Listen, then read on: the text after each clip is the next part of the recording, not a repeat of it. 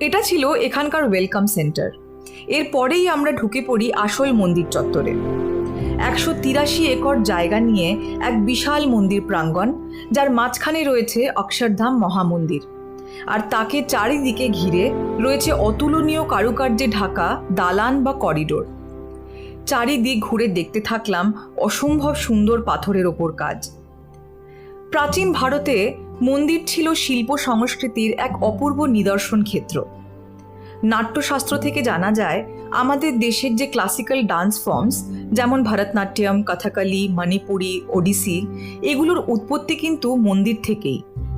ঈশ্বরকে স্মরণ করে তার উদ্দেশ্যেই এই নৃত্য পরিবেশন করা হতো মন্দির প্রাঙ্গণে। ইন্ডিয়ান ক্লাসিক্যাল মিউজিকের ক্ষেত্রেও ঠিক একই ব্যাপার। তাই খেয়াল করে দেখবেন মন্দিরের কারুকার্যে বারবার এই নৃত্য সঙ্গীতের প্রতিফলন আমরা দেখতে পাই।